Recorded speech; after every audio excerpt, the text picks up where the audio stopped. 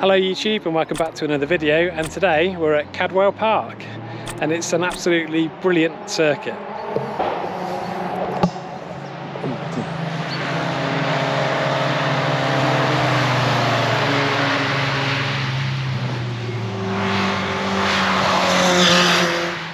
So this is my first time at Cadwell Park, and wow, what a brilliant little circuit this is, or probably a big circuit I should say. There's so many corners to master. Have I mastered it? Definitely not. There's loads more speed for me to get, I know that 100%. Had some great tuition here today with the club, so yeah, thank you very much to the Caterham 7 club for putting that on. Very much appreciated. But yeah, I could definitely do the odd corner well. But then, yeah, it's trying to string it all together, isn't it, to try and get the kind of good lap. But yeah, absolutely brilliant day. Yeah, very, very good. So yeah, I'll show you some clips. I'll show you some of the facilities that we've got.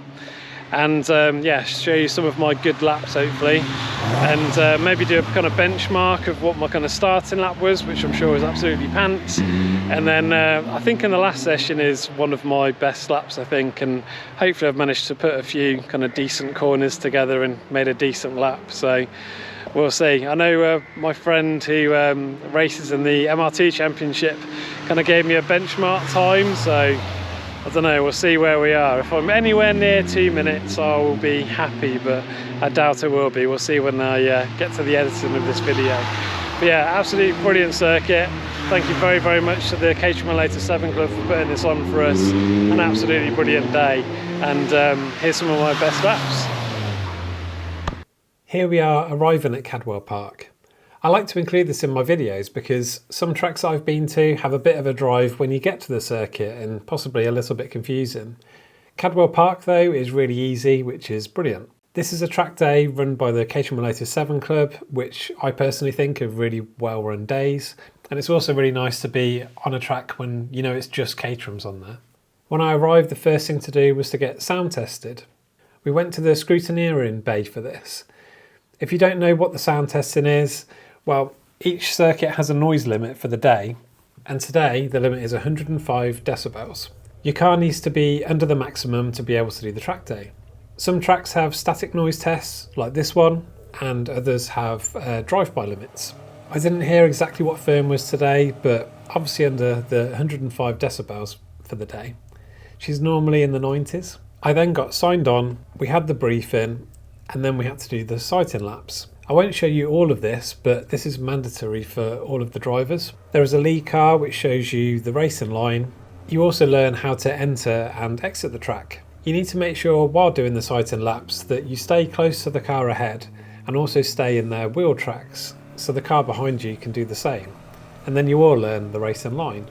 The format of the day was to stay in groups for most of the morning, and then for the intermediate and experienced group to merge just before lunch, and then to go to open pit lane in the afternoon.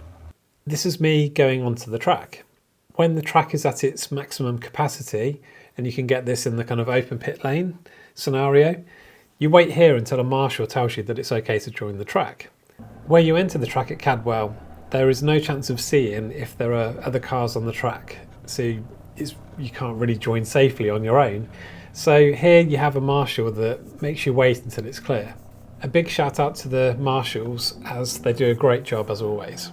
There's also fuel on site, which is really helpful. The gentleman that was doing the refuelling had definitely refueled many cars, including Caterham's, and he knew exactly the kind of Caterham characteristics, so to make sure that the fuel is going in slowly to make sure it doesn't splash out, for instance. There is also a cafe on site so you can get food and drink, and we also had the briefing here in the morning. I didn't actually get a clip of this, but here is the building. Here is one of my laps in the last session, which I'll talk over, and then I will show you my fastest lap. So here we are going on to the start-finish straight of Cadwell Park, and we pick up some speed here. And what I kept doing in the morning was braking a little bit for this first corner coppice, but you need to try and keep as much speed as you can. And in the afternoon I was keeping my foot in and maybe lifting a little bit at times. But yeah, I could definitely gain some more speed, or definitely on this corner here, which is called Charlie's, because again I was braking a bit and putting into third, and I was losing a lot of speed, and you need that speed to take through onto the park straight. So I don't know how many seconds I've lost there, but yeah, there's definitely a lot of improvement I can see looking back on my footage. And now we're braking heavily into a corner called Park. I don't think my lines are too bad. I could possibly use the track a little bit more, but I think my kind of corner exits I could definitely gain a lot more speed. And this corner is called Chris Curve. And then we're gaining a bit more speed just before going into the gooseneck. And the gooseneck is a brilliant, like, kind of right and then left turn. And now here we're going, it's quite severe downhill, which I don't think it really picks up on the camera, and then into a corner called Mansfield. And again, I could definitely use a lot more of the track and get a lot better kind of exit speed by, yeah, putting the throttle down a bit more, or earlier anyway. And now we're going into the mountain, which is really good fun. And some of the quicker cars could definitely take off here. Little Fern doesn't have loads of horsepower, but you can definitely hear the revs going there a bit. And now we go into the Hall Bends, and this was a really good fun part of the circuit. Yeah, if you mess up kind of one of them, it would definitely mess you up into the other bends. And now we're going into Hairpin, which is probably one of the slowest corners. And now we're going into the corner called Barn, and then we're back onto the start-finish straight. And again here, I definitely could have used a lot more of the track. So yeah, so I definitely need to work on corner exit speeds, putting the power down earlier. So here I am catching up a slower car ahead, and on the day the overtaking rules were on the left hand side only and when the car in front had given consent. And if you don't know, in a Caterham it's very easy to leave the indicators on. So in a Caterham what we do is we lift our hand up to let the driver know behind that it's okay to overtake, and then you also take off the accelerator a little bit to make sure that they can pass safely. And in this scenario there was a CSR behind me which had like double the horsepower of what Little Fern's got, so I thought it was a perfect scenario to let that car past as well. And yeah, it worked out really well. Hopefully a pretty textbook manoeuvre there by all three of the cars. So one thing to add with overtaking is that if you are driving around on your track day and you've gone around a corner and you know you're on a straight where somebody could potentially overtake you or get into that point, and there's a car behind you that wasn't there before, this is the perfect time to let somebody overtake you. You know, you can only do this in certain parts on the track which were on the straights, and the best way for everybody to enjoy the day is to let the faster cars pass.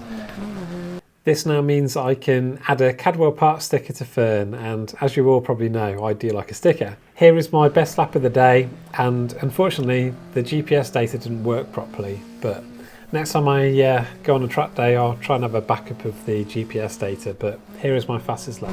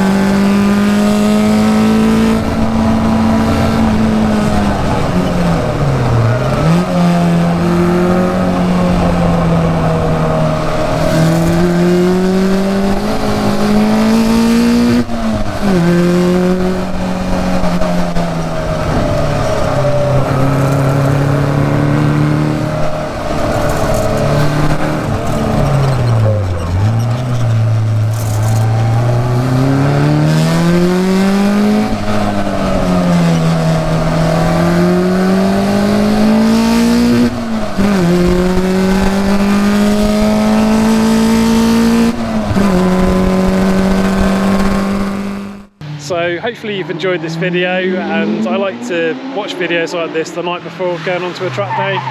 and then I can, see what the track's like, try and memorise some of the corners, because sometimes that's the biggest battle at the start, is actually learning the track if you've not done it before. So yeah, hopefully you found this interesting and helpful, and give us a like and subscribe if you haven't. And I'll see you in the next one. Well, hopefully you've enjoyed this video, and please like and subscribe if you haven't already. It makes a big difference to a small channel like mine. And don't forget, every stone chip tells a story, and I'll see you in the next one. As you fade away.